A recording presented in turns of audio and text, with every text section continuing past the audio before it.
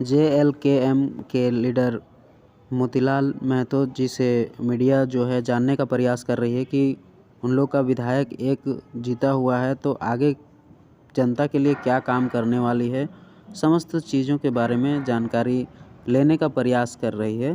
तो चलिए दोस्तों, हम लोग इस वीडियो को देखते हैं और जानने का प्रयास करते हैं इन मीडिया के माध्यम से। उनके चाणक्य कहे जाने वाले मोतीलाल जी टुंडी से चुनाव लड़ रहे थे। उन्होंने भी दमदार तरीके से परफॉर्म किया और 44,000 वोट लेकर के आए। अभी हम बातचीत करने का प्रयास करते हैं, कितना अंतर लगा, चुनाव पहली बार था, अनुभव कैसा था, इन तमाम सवालों का जवाब लेने का प्रयास करेंगे। सबसे पहले आपको बहुत बहुत शुभकामना आपकी पार्टी को लेकर के। आपके सुप्रीमो नवनिर्वाचित विधायक बन गए हैं, चुने हैं, जनता ने उसे मौका दिया है। पहले तो आपको बहुत बहुत शुभकामना। आपके चैनल के सभी दर्शकों को मेरे तरफ से जोहार और आपको बहुत बहुत धन्यवाद। कह रहे थे ना कि आप लोग यूट्यूब में ही केवल आते थे, पर आप देखेंगे तो बड़े बड़े चैनलों में अभी सिर्फ और सिर्फ आप ही लोगों की चर्चा हो रही है। एनडीए के कई खेमे में लगातार हड़कंप मचा हुआ है। कैसा महसूस हो रहा है? एक तो अपने आप में बहुत प्राउड फील हो रहा है, साथ ही साथ में अपने जनता जनार्दन पर भी बहुत प्राउड फील हो रहा है कि हम लोग एक इकलौता पार्टी, दो गठबंधन लड़ रही है, एक इंडिया गठबंधन और एक एनडीए गठबंधन। इंडिया गठबंधन भी 4-5 पार्टियां मिलकर लड़ रही हैं, एनडीए गठबंधन भी 4-5 पार्टियां मिलकर लड़ रही हैं, और वो लोग मिल के हमारी बराबरी नहीं कर पा रहे। हमारा 6 महीने के बना हुआ पार्टी सबको धूल चटा दी। अगर शायद ये लोग अलग अलग होकर लड़ते तो आज शायद हम लोग सरकार बना लिए होते। हमारी 20 सीटों में ऐसी जनाधार है, 20 सीटों में कि हम लोग जीत के करीब थे। 20 सीटों के बाद हमारी थर्ड पोजीशन तो ऐसे सब में रहे हैं, लेकिन 20 सीटें ऐसी थी कि अगर ये पार्टियां अगर अलग अलग होकर लड़ती तो हम सरकार बनाते। अनुभव कैसा रहा? पहली बार आप चुनाव लड़े। अनुभव बहुत ही एक्सपीरियंस वाला, बहुत ज़्यादा एक्सपीरियंस रहा। एक्सपीरियंस ये रहा कि हम लोग विचारों की बात करते थे। विचार हम लोग जन जन तक लेके गए, घर घर तक ले गए। टुंडी विधानसभा का वो सुदूर इलाका, वो ट्राइबल एरिया, उस जगह पे लेके गए, विचार काम आई। पर एक होता है कि लोग कहते थे कि धन बल हावी हो जाता है, दारू मुर्गा ये चीज़ें हावी हो जाते हैं, तो हम लोग को लगता था कि ये मजाक है, विचारधारा के कारण ये चीज़ें नहीं चलेंगी। पर वो ट्रेंड को आपने बदल दिया। हाँ, ट्रेंड को बदलने का कोशिश किए, लेकिन हम लोग वहाँ तक सक्सेस नहीं हो पाए। कहीं ना कहीं चूक हुई हमारी से। हमारा 17 तारीख तक जो था अनुभव बहुत बढ़िया था। हमारा पार्टी बहुत ही आगे के लेवल पे जा रही थी। 18 और 19 की जो खेल हुआ ना, पैसों के खेल हुआ, धनबल का खेल हुआ, दारू मुर्गा पेट्रोल धोती साड़ी लुंगी गमछा, मतलब जितना चीज़ें होते दांव पेच, सभी ने जब खेलना शुरू किया, सभी ने, मतलब हमारे विपक्ष में जितनी पार्टियां थी सभी ने, तो वहाँ पर हम कहीं ना कहीं हमारी विचारधाराएं गौण दिखी, जो नहीं होना चाहिए था।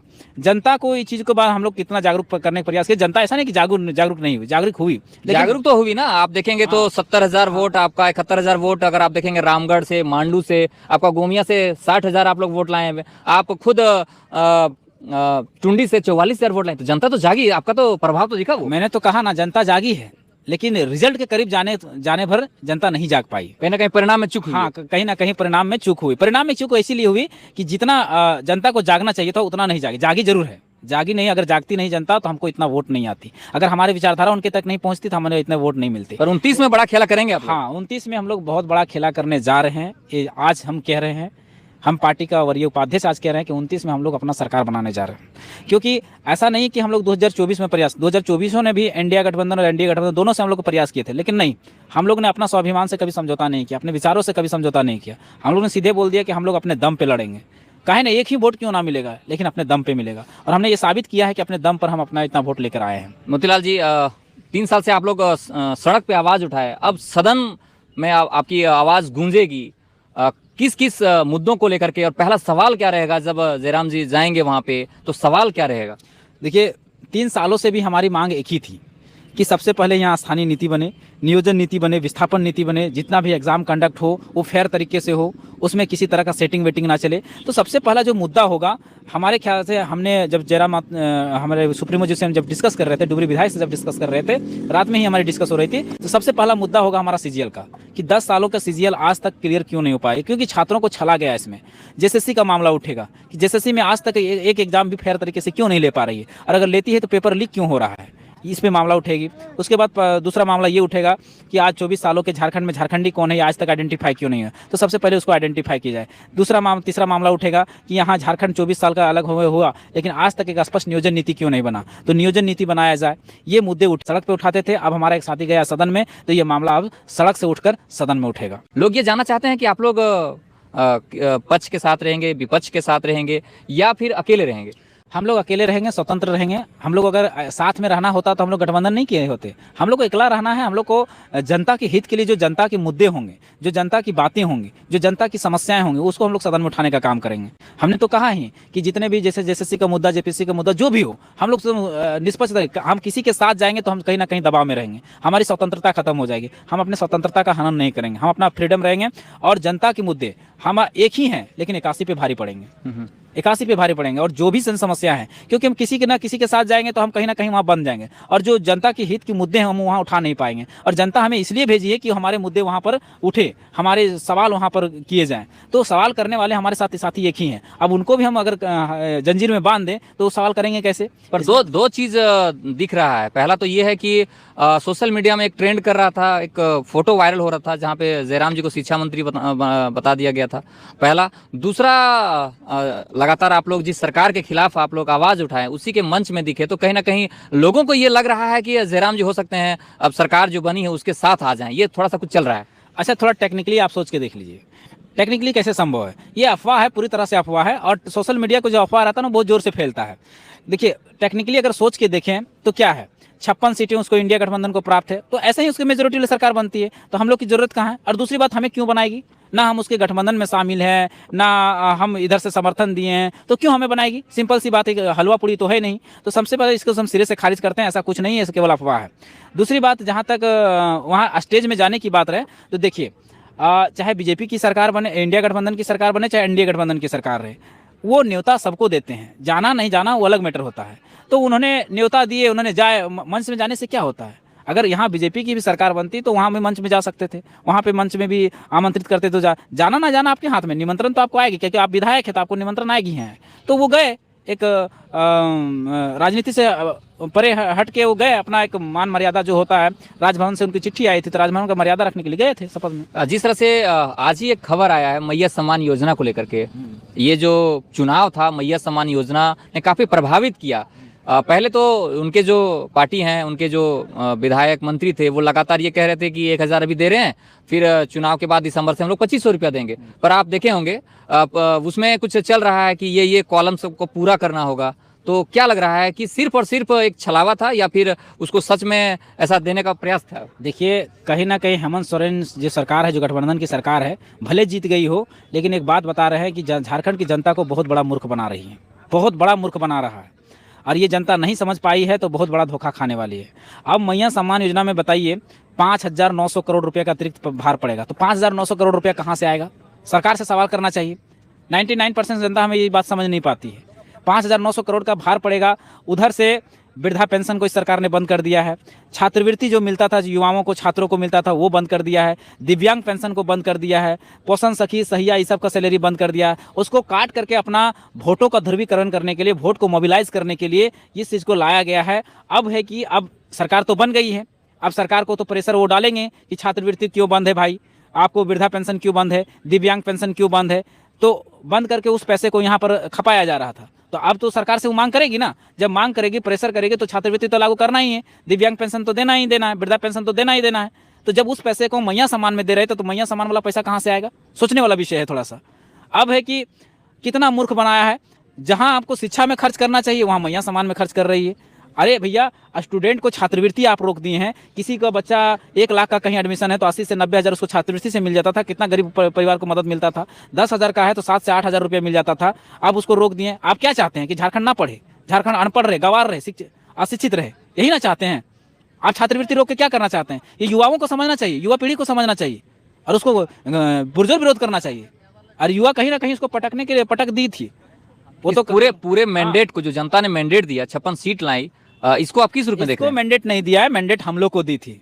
हो सकता है कि हम लोग के कारण ही हो सकता है ये सत्ता पे आए हैं। तो हम लोग के कारण अगर सत्ता में आए हैं तो अब सीधे सीधे हेमंत सोरेन सरकार से कहते हैं कि आप मैया सम्मान देना है दीजिए, लेकिन उसकी पहले व्यवस्था कर लीजिए कि कहाँ से आप उतना पैसा लाएंगे। लेकिन छात्रवृत्ति को तो मत कीजिए, वृद्धा पेंशन को तो मत बंद कीजिए, सहिया, पोषण सखी, ये सब को तो बंद मत कीजिए, दिव्यांग पेंशन को तो बंद मत कीजिए। देना है, हमें कोई आपत्ति नहीं है, पर उसकी व्यवस्था कर लीजिए। कहाँ से पैसे आएंगे? आप बंद करके दूसरा को बंद करके दूसरा को बांटेंगे, अपना वोट का ध्रुवीकरण कर लीजिए, ये सही नहीं है। और नहीं तो बगावत करेगा, युवा बगावत करने के लिए तैयार है। इतना लाखों छात्र हैं जो आज पढ़ाई लिखाई उनका बाधित हुआ छात्रवृत्ति के कारण। ये कितना दुर्भाग्य का विषय है।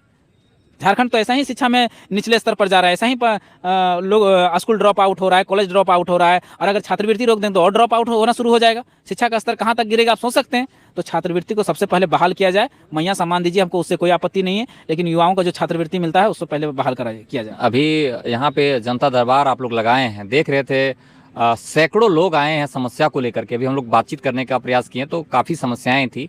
जयराम जी जो विधायक हैं अभी वो लगातार सुन रहे हैं। आप भी यहाँ पे थे, कैसा लग रहा है कि किस तरह की समस्याओं को कैसे आप लोग सॉल्यूशन के ऊपर जाएंगे? देखिए, ये एक्चुअली में जितनी भी समस्या आ रही है ये सारा सिस्टम का दोष है।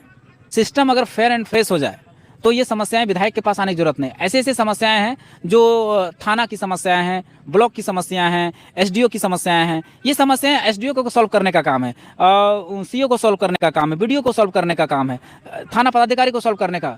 वो समस्या को वो विधायक के पास लेके आ रहा है। क्यों? क्योंकि सिस्टम सही से काम नहीं कर रही है। जिस तरह से आप लोग नवनिर्वाचित होके आए हैं तो डुमरी विधानसभा का पहला काम क्या होगा? अभी आप लोग शपथ ग्रहण नहीं लिए हैं, जब सत्र चलेगा उस दौरान आप लोगों का शपथ ग्रहण होगा, तो पहला जो आपका काम होगा वो क्या रहेगा डुमरी के लोगों के? देखिए, विधायक की जो काम है वो तो होगा ही, जो फंड का काम है वो तो होगा ही। इसके अलावे हम लोगों ने कहा कि सबसे पहले मुद्दे हल होंगे, मुद्दों पे बात होगी, उन पे सवाल होगी, ये काम दूसरा एक्स्ट्रा होगा। तीसरा एक्स्ट्रा हम लोग जन समस्या का समाधान करने के लिए हम लोग 3 या 5 केंद्र खोलने जा रहे हैं। हर प्रखंड मुख्यालय में एक हमारा केंद्र रहेगा जहां सुनने के लिए हमारे जो प्रखंड अध्यक्ष हैं या किन्हीं मेंबर को वहां पर बैठाया जाएगा। जो भी समस्या आएंगी वहां से कॉल जाएगा, विधायक ऑफिस से कॉल जाएगी और समस्याओं को समाधान करने का प्रयास करेंगे। साथ में एक्स्ट्रा करने का प्रयास में हम लोग को है कि बेहतर शिक्षा, जैसे कॉलेज में रेगुलर पढ़ाई नहीं हो रही है तो उसमें रेगुलर करने का प्रयास करेंगे, क्योंकि अध्यक्ष कॉलेज का विधायक जी होते हैं, तो रेगुलर करने का प्रयास। स्कूलों में रेगुलर क्लास नहीं हो रहे, रेगुलर करने का प्रयास। उसके बाद जो हम लोग का मिशन है कि हर पंचायत में एक पुस्तकालय होगा, तो सबसे पहले हम लोग का प्रखंड स्तर से ये चीज़ें शुरू होंगी। पहले 3 प्रखंड हमारे जोन में, हमारे विधानसभा में आते हैं, तो तीनों प्रखंड में एक पुस्तकालय की स्थापना होगी। ये बहुत जल्दी होगी और इसकी पहल भी शुरुआत हो चुकी है। आप देखे होंगे कि जयराम महतो ने आह्वान किया है कि हमें बुके की जगह बुक दीजिए ताकि उसको हम लाइब्रेरी बना सकें, पुस्तकालय बना सकें। और देखिए, जिस दिन से शुरुआत हुई है तब से अभी तक हजारों पुस्तकें हमारे पास आ चुकी हैं। तो कहीं ना कहीं एक पहल जारी है, ये बहुत जल्दी ये अपना धरातल पर उतरेगी।